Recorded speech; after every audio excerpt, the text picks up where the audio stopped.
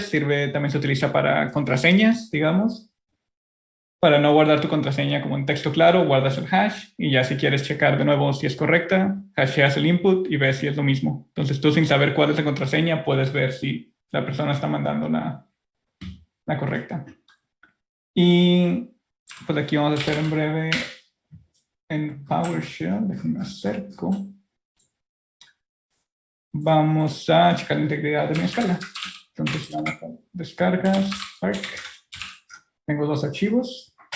PowerShell no lo utilizo mucho, entonces estos comandos son de Linux, pero creo que en algún punto PowerShell aceptó también estos comandos porque la mayoría de la gente los está usando.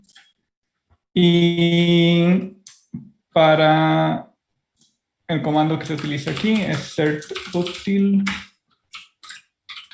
Mandamos el archivo que queremos hashear y el algoritmo, en este caso MD5. Lo hashea, tarda un poquito y ya nos da un resultado. Entonces, cuando yo comparo hasheos como manualmente, checo las 3 primeras letras y las 3 últimas. Entonces, C9F, 80F. Si nos vamos a aquí, vemos que el MD5 es correcto. C9F, 80F. Y pues asumo que todo lo del medio es igual. Incluso podemos checar el SHA-1. Creo que MD5 ya lo han resuelto, entonces no es tan recomendable utilizar ese algoritmo, a lo que recuerdo. Pero pues SHA-1, como es un poco más largo, es más seguro en cuestión de la probabilidad de que haya como colisiones de hash. Aquí vamos a hacer 8, 3B3. Vamos que también es correcto. Y para mostrarles un poco más de cómo funcionan los hashes.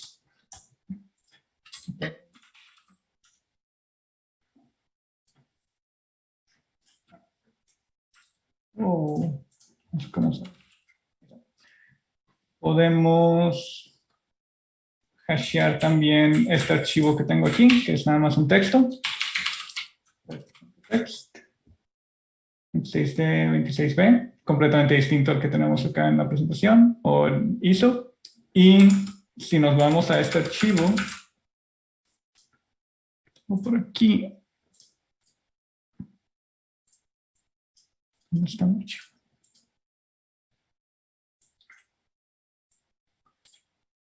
Si abrimos test, dice this is a test file. Si le cambiamos cualquier cosa, digamos que borramos el punto y lo guardamos, el hash es completamente distinto al anterior.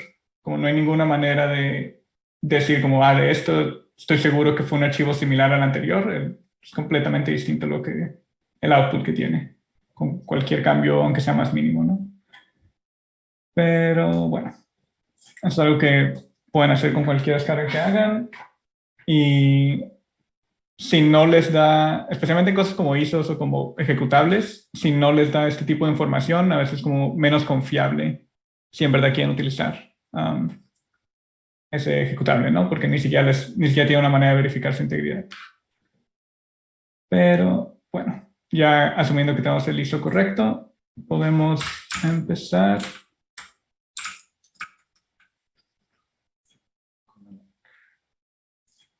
Tenemos una nueva máquina. Voy a poner 2 GB de RAM para que vaya un poco más rápido. Disco duro 8 GB. Y pues aquí es importante, ¿no? Tenemos que agregar como un disco con este ISO, que ya checamos que tiene la integridad correcta. Lo podemos borrar. Nos aseguramos que va a bootear al disco y no al disco duro, que igual el disco duro está vacío, entonces no importa, pero va a bootear a nuestro disco. Y pues es muy importante tener una conexión a internet porque vamos a descargar cosas. Y listo.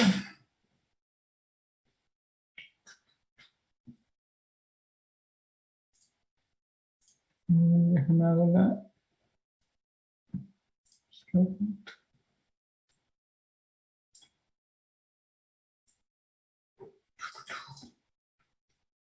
Entonces, esta es la imagen que desplegamos, el ISO de ARC. Es un medio de instalación o pueden bootear al sistema operativo existente, pero ahorita no existe ninguno. Entonces vamos a instalarlo. Esto.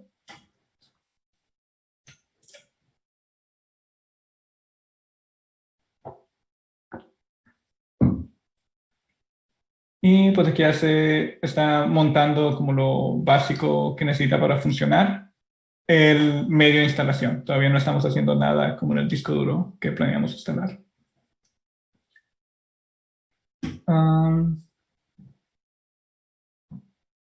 Y aquí estamos. Incluso aquí les dice que después de conectar a internet puedes utilizar un script de la guía de instalación, que creo que es la misma información que te viene en la wikia, pero si lo quieres hacer todo desde la terminal, ¿no? Si no quieres como utilizar un navegador separado. Entonces, pues aquí está. Ya han trabajado ustedes con terminal, aunque normalmente cuando abren una terminal en Ubuntu y en pues, cualquier interfaz gráfica, abre lo que se conoce como una terminal virtual, que se está conectando a la computadora como, o sea, es una interfaz gráfica hacia como una terminal real de fondo. Pero aquí pues ni siquiera hay una interfaz gráfica, entonces lo que tenemos es un sistema relativamente vacío, tiene como muy pocas cosas integradas. Y lo que estamos corriendo todo es desde el disco, desde el medio de instalación, o si fuera un USB, pues estaría corriendo desde un USB. Entonces lo primero que queremos hacer es preparar los discos que vamos a instalar. Linux para funcionar correctamente necesita 2 particiones mínimo, una para la raíz, que es donde vamos a instalar todo, y uno para la memoria swap. ¿Saben? ¿Alguien aquí sabe qué es la memoria swap? ¿La han utilizado antes? ¿Es un concepto? ¿Se refiere a la que se utiliza cuando se llena la RAM física? ¿O Sí, es exactamente eso. Cuando se llena tu RAM física, digamos en este caso mi máquina virtual tiene 2, cuando se llena hay una partición de tu disco duro que va a funcionar como una memoria RAM extendida y va a empezar a escribir y leer desde ahí. Cuando esto sucede, la computadora se vuelve mucho más lenta porque es mucho más lento leer disco duro que leer memoria RAM. Pero mínimo te va a permitir, o sea, te da como un buffer un poco más para empezar a cerrar las cosas que no necesitas. en este caso el swap va a ser de tamaño fijo? ¿Sí lo va a Sí, particionar? sí, lo particionas. Le das un tamaño fijo y lo particionas. No estoy seguro. Hay otros sistemas operativos que lo manejan dinámico, entonces. Sí, en Windows de repente te pesa de que 2, 3 gigas y de repente ya pesó 30, ¿no? Mm, Pero no hay, o sea, lo que se me hace raro es que lo vaya a particionar explícitamente, ¿no? sí. Como lo maneja Linux, hasta donde yo sé, igual también hay software para manejarlo dinámicamente, pero crea una partición específica y lo prepara como el sistema de archivos desde antes. La ventaja de tenerlo dinámico sería que pues, obviamente puede crecer mientras más necesites, pero va a tomar un poco de tiempo um, preparar ese cambio, ese incremento. Si incrementa de 5 a 10, esos otros 5 gigas tiene que prepararlos como el file system es distinto de memoria swap a memoria como útil. Entonces, no puede ser fijo, lo puedes hacer dinámico. Pero aquí lo haremos fijo. Y para particionar, pueden utilizar diferentes herramientas. Si tienen como ya una interfaz gráfica, pueden en Linux buscar una herramienta de partición y hacerlo como con una interfaz que pueden elegir y picar. Windows tiene una. El tema con Windows es que no te va a permitir crear particiones con el sistema de archivos de Linux, que es un sistema de archivos específico diferente al de Windows, porque pues, no le interesa cómo soportar esa opción. Entonces tendrías que instalar un programa distinto. Aquí, como queremos hacer todo desde interfaz gráfica, vamos a utilizar un comando que se llama fdisk, que es exactamente para esto, para manejar particiones. El primero, conocen la carpeta de dev, ya la han como investigado antes. ¿Saben qué hace? ¿No es ahí donde están todos los dispositivos físicos? Así es. Todos dispositivos físicos y como la manera en que te comunicas con ellos. El TTY, de hecho, son como las terminales que puedes tener como conectadas. Tiene un límite. Bueno, no es un límite porque puedes como incrementar o detener. Pero los discos duros normalmente tienen son SD. Entonces, si tuvieran más de un disco duro aquí, hay SDA, SDB, SDC y va incrementando. Y si quieren hacer algo con el disco duro, pues tendrían que buscarlo aquí en Devices, la carpeta de Dev y trabajar. Entonces, en este caso queremos particionar disco duro, el disco duro primario, lo único que hay. Y fdisk. Aquí, pues incluso dice M por ayuda, entonces si quieres checar como las maneras. De hecho, yo cuando volví a instalar esto no me acordaba para nada de los comandos, pero pues aquí te dice completamente qué necesitas, ¿no? Y qué sigue. Entonces, si vemos, hay uno que es N, que es añadir una nueva partición. Partición primaria. No importa el número, pero vamos a poner 1. Primer sector, esto es para definir tamaño, te da el default, lo agarramos. Y último sector, entonces qué tan grande queremos que sea. Aquí podemos hacer como 512 megas, podemos tener giga, si queremos, la memoria swap, ¿qué vamos a hacer eso? Y ya creo una partición de tipo Linux y de tamaño 1 giga. Y queremos una que va a tener como el resto. Entonces, partición 2, inician el default, y aquí si ven, el default es el máximo, 16.737, 16 millones. Pero entonces el máximo, y si quieren que tenga de donde empezamos hasta el resto de la memoria, simplemente agarran el default y ya, se creó una de 7 gigabytes. Entonces ya con esto tenemos las dos particiones en mente. Hay un comando que es el W, escribir y salir. Y ahora si checamos de nuevo los dispositivos, vemos que hay 2 particiones extra. Aquí creo que le pueden poner nombre cuando lo están creando, pero pues simplemente voy a recordar que la 1 es la memoria swap y la 2 es la memoria para la raíz. Y ya está dividido nuestro disco duro. Ahora lo que sigue es crear los sistemas archivo y montar esos discos para que sean como utilizables. Para esto, pues también tiene como sus propios comandos. Si quieren hacer que una partición sea memoria swap, Linux tiene este comando. Entonces queremos que primero hace setup subspace, ¿no? Y eso es lo que internamente se haría en uno dinámico. Estaría como constantemente cambiando esas particiones y preparando el sistema de archivos de swap. Y queremos que la otra partición tenga un sistema de archivos, que es este. ext4 es el que utiliza Linux para que lee internamente.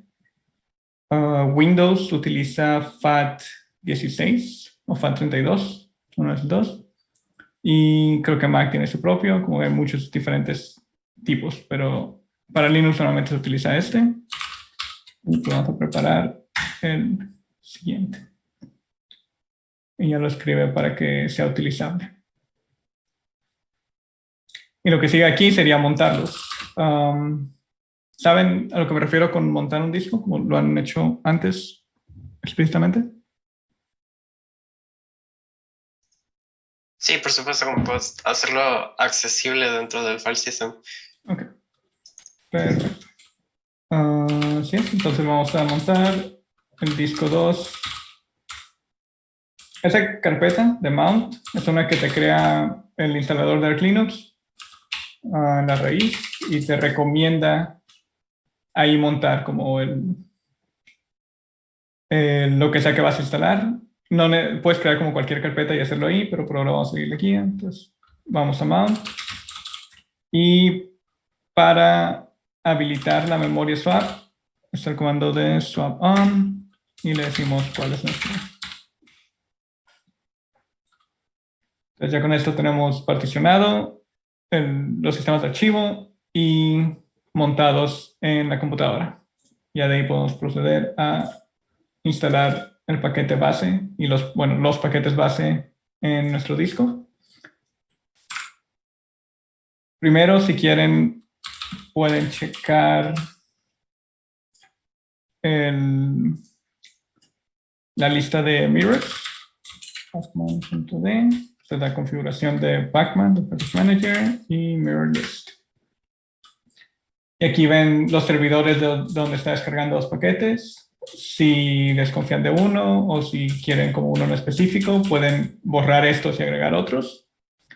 Por default te da los que están más cerca de ti, si no mal recuerdo. Aquí tenemos diferentes lugares. Pero como no voy a hacer nada, simplemente me salgo. Y el comando para instalar. Cuando para instalar se llama Packstrap. Este te permite instalar paquetes en un sistema de archivos distinto a la raíz que estás utilizando. Entonces, el primer argumento que recibe es dónde quieres instalarlo y los demás argumentos va a ser qué quieres instalar. Aquí, de hecho, no necesitamos todavía. Instalamos base, que es la lógica interna de Arch Linux, como la base. Linux es el kernel de Linux, que todas las distribuciones van a tener.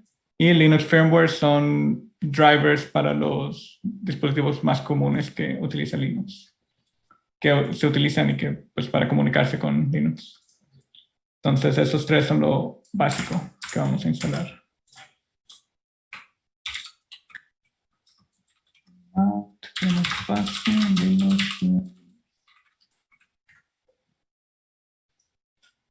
Y aquí pues va a instalar varias cosas. Va a tomar unos segundos, unos minutitos. Y pues dependiendo de tu conexión es lo que puede tardar. Sí. ¿Ustedes han trabajado ya con servidores como sin interfaz gráfica, como puramente por terminal?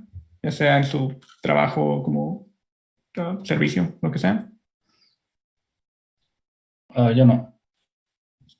Yo sí, levemente. Sí, porque mucho de esto, aunque en tu desktop normalmente vas a tener tu Linux con interfaz y todo, ya que trabajen como en vida real, normalmente sí se van a conectar por terminal a esos servidores y van a tener que, pues, estar cómodos con configuraciones de este tipo. A puro SSH. Puro SSH, exacto. O también, pues, no sé, SSH, aunque lo tengas interno, porque hay veces que en tu ambiente de desarrollo tienes cajas ahí, pero también te comunicas por SSH. Con containers no es SSH, con containers creo que nada más corres comando. Pero sí, o sea, no vale la pena en un ambiente de desarrollo tener una interfaz gráfica, porque pues nada más estaría consumiendo recursos. Y perfecto, entonces ya se instaló. Y ya vemos que en este sistema de archivos, en Mount, ya hay una instalación de Linux, ¿no? Con las carpetas que ya conocemos. Está dev, está proc, serve, sys, user, etc. Y entonces con esto ya tenemos una instalación semi-funcional. O sea, podríamos utilizarlo desde aquí, pero algo muy importante es generar mapeo de discos montados. Que este comando, generate fstab,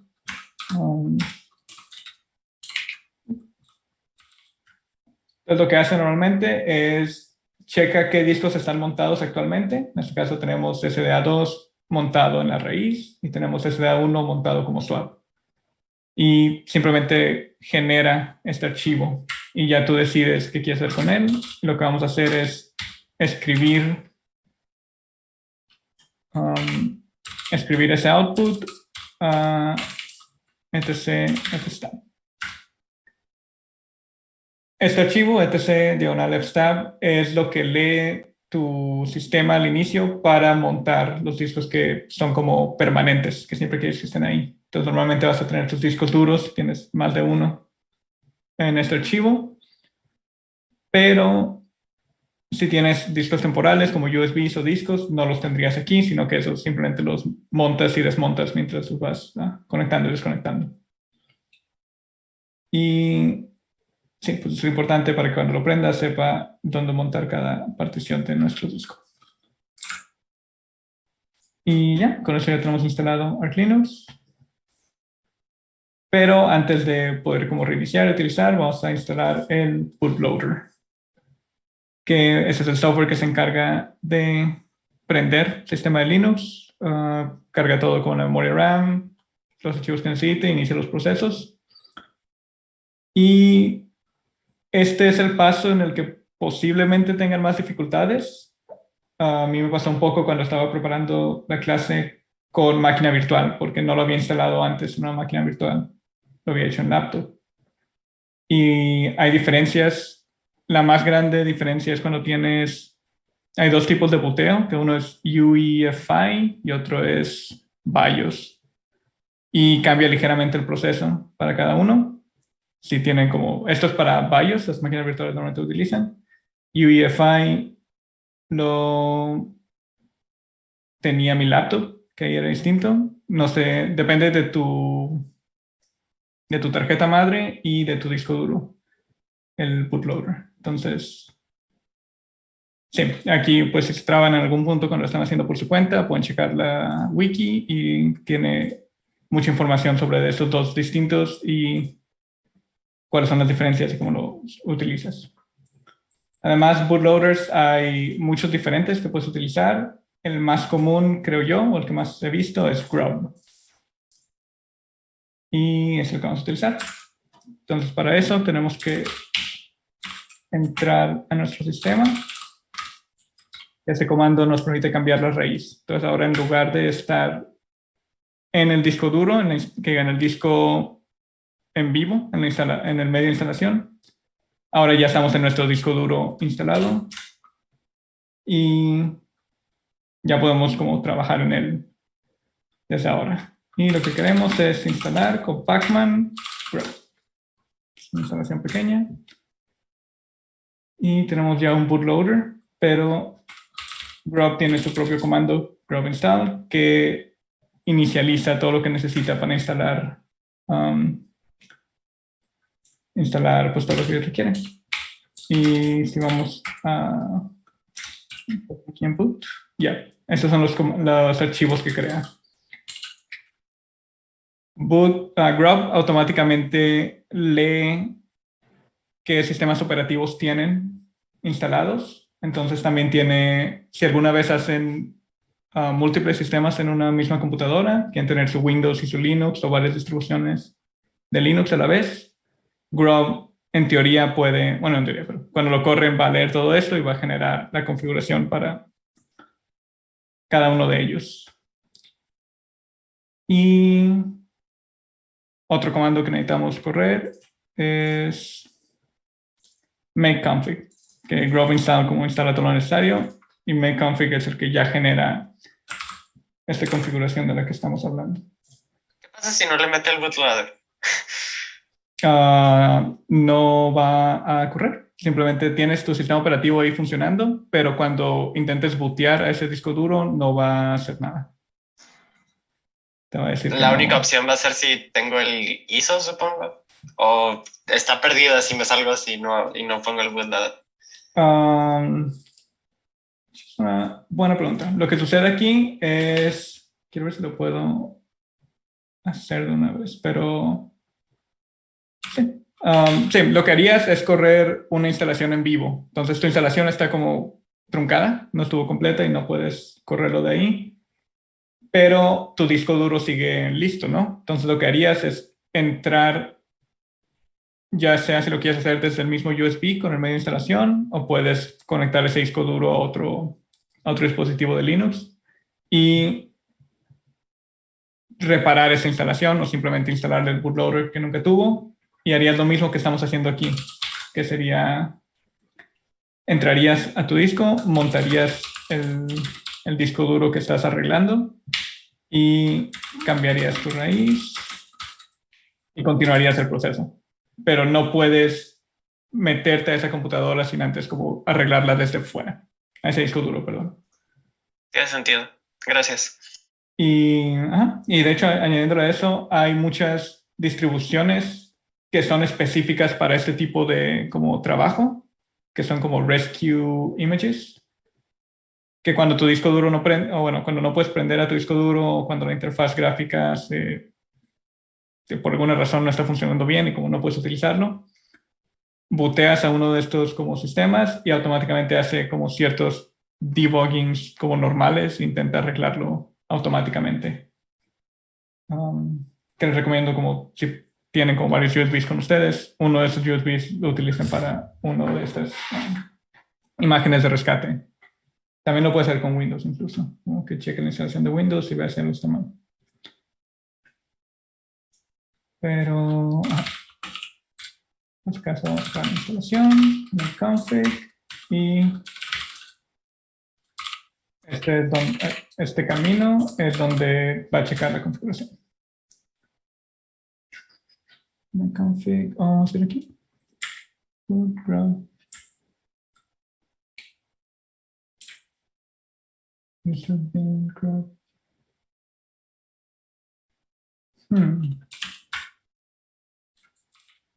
Tengo pero está.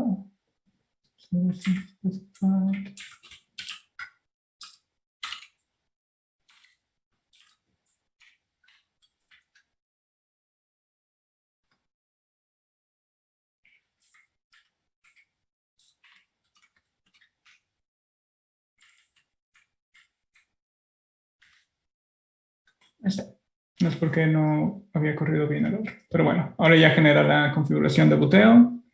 Ahí te dice incluso qué imágenes son las que encuentra, que es la de Linux. Y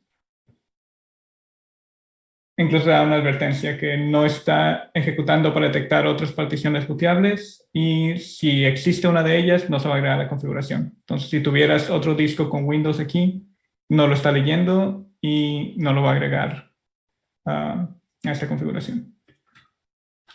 Pero con esto ya podemos, ya cuando prendamos y entremos al sistema, va a poder bootear correctamente. Y antes de bootear al sistema, algo que quiero hacer, como tengo que hacer, pues el siguiente paso, ya con esto tenemos un sistema funcional.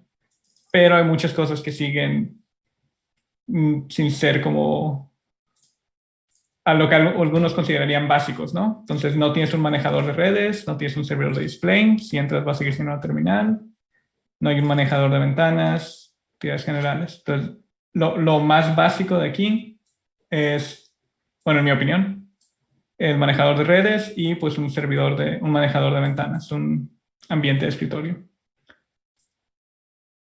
Y entonces, hay muchos diferentes, ¿no? Hay muchos diferentes ambientes de escritorio y manejadores de redes. El que a mí me funciona o el que utilizo cuando hago este tipo de instalaciones es Network Manager. Y aquí, además de instalarlo, tienen que activar el daemon. ¿Sí saben qué es un daemon? ¿Lo han utilizado antes? Sí, por supuesto.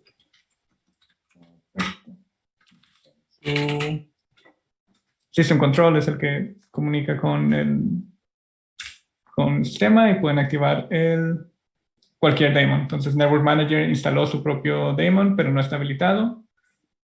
Tenemos que habilitarlo explícitamente y lo que hace internamente el habilitar es que crea un link, un tipo de acceso directo desde el daemon hasta el archivo, perdón, el camino que busca para saber qué prender cada que booteas la computadora.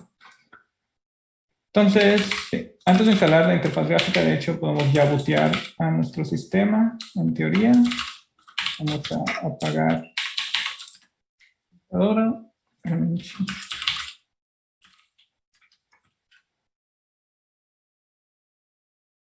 Y Si nos vamos a nuestra configuración,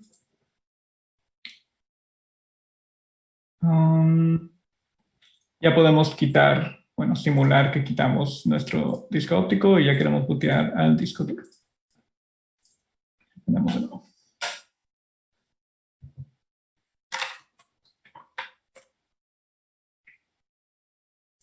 Y aquí podemos ver Grub, que es el bootloader que utilizamos, y aquí estaría la lista de distribuciones que tuviéramos instaladas, o si está Windows también, pero como solo hay una, pues solo existe Arch Linux. En la misma configuración que generamos, podemos decirle incluso siempre bootea a Arch Linux para no ver este menú, pero pues por ahora ahí está.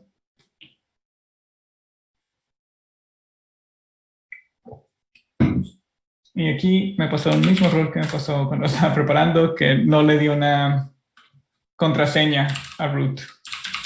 Entonces, no importa que ponga aquí, no me va a dejar entrar. Y este es un buen ejemplo de lo que pasa cuando tu instalación está rota. Incluso hay unos que dan como una contraseña base, pero Arch Linux no. Entonces, lo que voy a hacer es apagarla de nuevo y vamos a bootear al disco en vivo.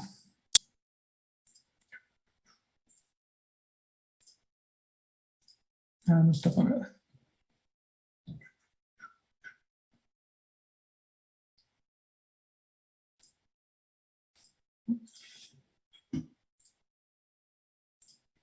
Vamos, volvemos el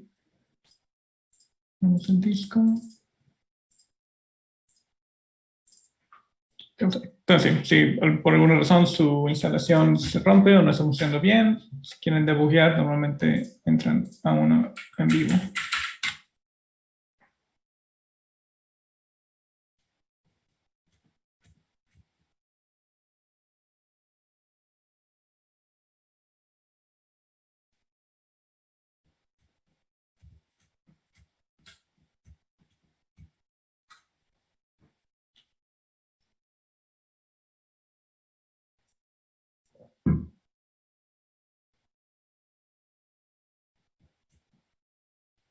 Okay. Entonces ahora vamos a tener que remontar el disco duro que utilizamos como raíz, que es SDA2, y cambiamos nuestra raíz a este disco. Ya que estamos aquí, el comando para cambiar contraseñas es password. Vamos a ponerle secreto. Y ahora root tiene su propia contraseña. Ya que estamos aquí, incluso vamos a agregarle un usuario. ¿Qué se llama? Y dar una contraseña a un usuario. Okay. Entonces ahora ya tenemos usuarios y contraseñas. Podemos bootear de nuevo a nuestra imagen, pero antes de bootear vamos a instalarle de una vez una interfaz gráfica. Entonces para eso son dos pasos los que se necesitan. Uno es instalar un servidor de display que vamos a utilizar Xorg. Un servidor de display lo que es como un protocolo para comunicar el monitor con tu sistema operativo y pues tiene encodings para fonts. Aquí pueden ver como a detalle cuáles son los paquetes que incluye cualquier instalación, en este caso el servidor de display. Y en este caso queremos todo. Instalamos. Y esto es como básico antes de como siquiera tener una interfaz gráfica con ventanas que podemos como mover y una barra de inicio, como todo lo que estamos acostumbrados. Se necesita instalar esto que es como siquiera poder hacer display a cualquier cosa que quieras mostrar.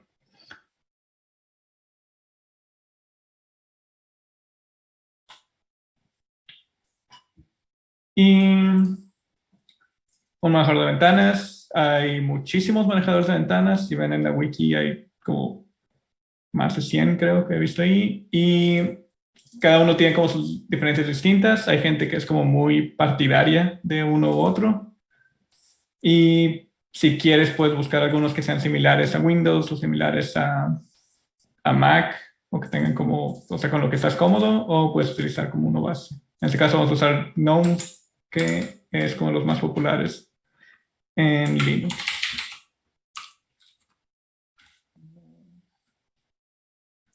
Algo muy importante aquí, bueno, sí, no tan importante, pero la idea de Arc y de estas instalaciones minimalistas es tú estar consciente de qué cosas estás instalando y qué está tomándote pues espacio y como procesos, ¿no?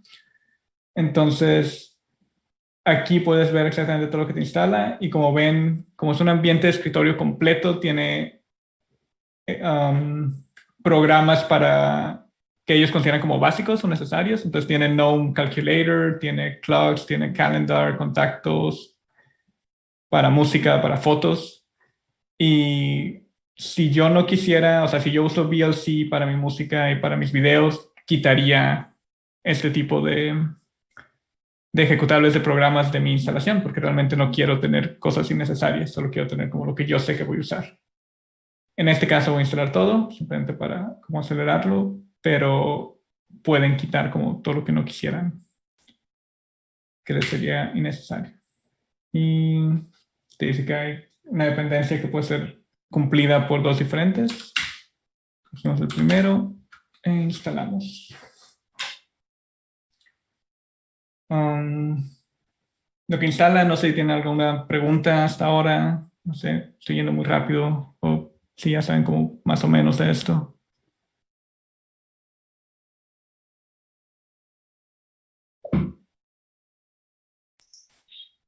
Pues el profesor sí nos había dicho, que todavía no regreso, por cierto. Sí nos había dicho que trabajas con Alexa, pero exactamente como hacia dónde va tu rol. Bueno, tal vez no exactamente, pero por lo general. Sí, por lo general. No, bueno, pues puedo decir más exactamente. Entonces, el equipo en el que trabajo se llama Privacy Assurance. Entonces, todo mi trabajo, pues, desde que entré, ha sido relacionado a privacidad en Alexa.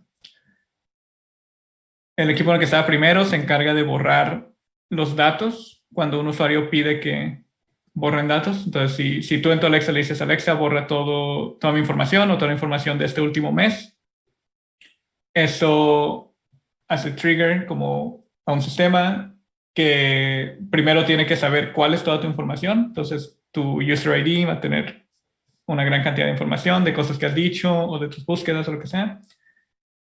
Y eso, por cada una de esos pedazos de información, vamos a tener que eliminarla. Pero eliminarla no es solo borrarlo de una base de datos como normal, sino que hay cientos, tal vez miles, hay muchísima información que ¿cómo se llaman? Los data scientists tienen, ¿no? Tienen como sus modelos que contienen esta información.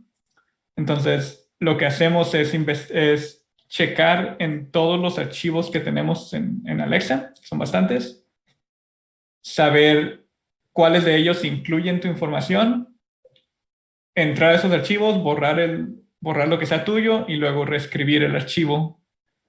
Porque si borráramos todo el archivo solo porque un usuario dentro como pidió que se borrara, le complicaríamos el trabajo mucho a los científicos de datos, ¿no?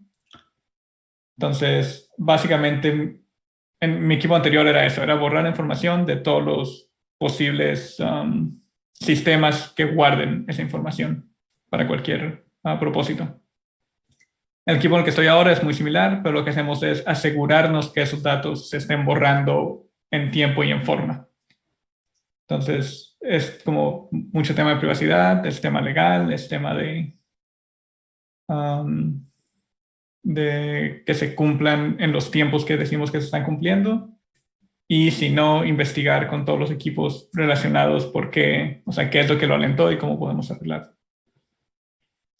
Más o Pero menos. eso es un servicio o Sí, están como constantemente monitoreando las no, cosas. no es ok. manual para nada. Tenemos varios servicios que trabajan juntos para eso. Entonces tenemos unos tipo crawlers que cada que se crea un nuevo archivo recibimos la notificación y vemos exactamente de qué usuarios tiene información ese archivo y lo guardamos como en un mapeo. Y luego cuando alguien nos pide borrar, checamos estos mapeos para borrar de ahí. O sea, no lo hacemos manualmente, para nada.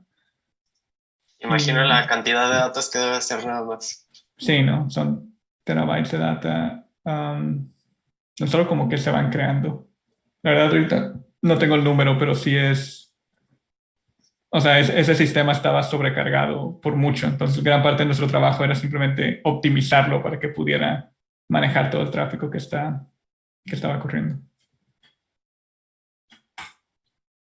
Y ya. Entonces, tenemos una interfaz gráfica instalada, pero tenemos que habilitarla. Entonces, creo que es...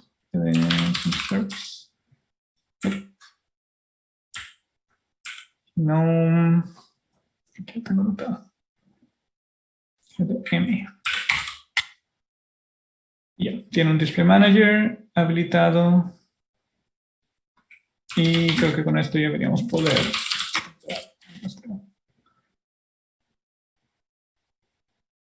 Nuevo... Bueno, podría quitar el disco y como bootear directamente el disco duro, pero por cuestiones de flojera no lo haré. Y simplemente aquí te dice bootear al sistema operativo existente. Y luego nos abre group. Elegimos ARC.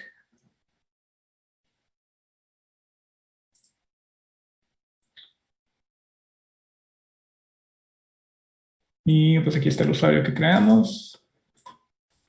Contraseña que le definimos.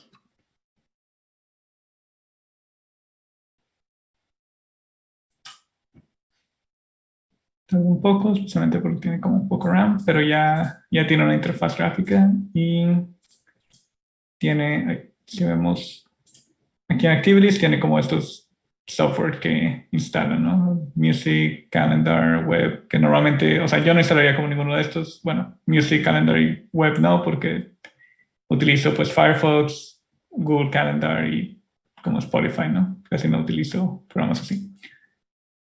Y pero ya, tienen como una instalación propia que pueden utilizar y hacer como quieran. Y ya no es, o sea, no hay nada, no tiene nada de malo como usar Ubuntu o usar como, ¿cómo se dice? Distribuciones más como sencillas y claras. Pero creo que la gran ventaja de hacer algo así es que mientras van como haciendo todos los pasos, van aprendiendo más a detalle cómo funciona un sistema operativo a bajo nivel y probablemente encuentren como errores y los van a debuggar y van a encontrar más, y cada uno de esos no son necesarios para como ser buen programador, un desarrollador de software, pero sí creo que ayudan mucho como en el día a día, se meten en un servidor o simplemente para ver como si un proceso está fallando, cómo debuguearlo más a detalle. Puede que sea el proceso, puede que sea memoria, puede que sea como algo más como de hardware. Y